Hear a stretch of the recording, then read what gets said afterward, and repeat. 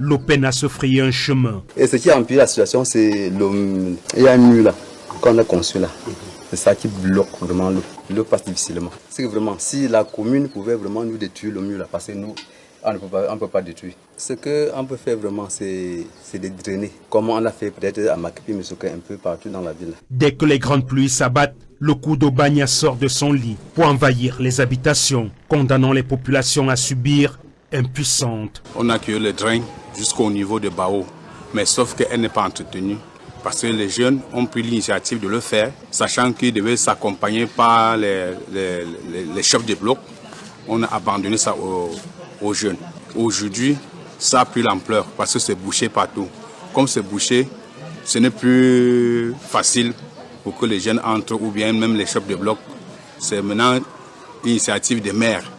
Si les maires peuvent venir au secours, ou bien le gouverneur, ça serait un peu passable. La forte pluie de ce lundi a causé d'énormes dégâts à travers la ville de Douala, alors que les experts alertent déjà sur les risques à venir. Les pluies, c'est un peu avril-mai, comme je l'ai dit. On peut appeler ça la petite saison de pluie. Mais quand vous avez des pluies de telle intensité en mai, imaginez-vous, qu'est-ce qui va se passer en juillet, août? Parce que les pics de pluie à Douala, c'est en août, même pas en juillet.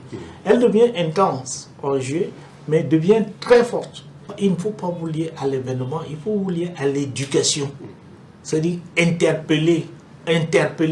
Les gens mènent des batailles pour être chefs de... Et après, c'est suffit, c'est le titre honorifique qu'ils endossent. Quand on faisait le curage, il y avait une coordination avec l'armée. C'est-à-dire qu'on se dit que si on a débarrassé les déchets des caniveaux, c'est-à-dire que des drains, l'armée avec sa voiture, avec leur gros camion, pouvait passer. Parce qu'il faut toujours dire aussi que l'armée a un service public. C'est-à-dire qu'il ne faudrait pas toujours confondre notre armée à rien que des hommes de muscles qui sont après non.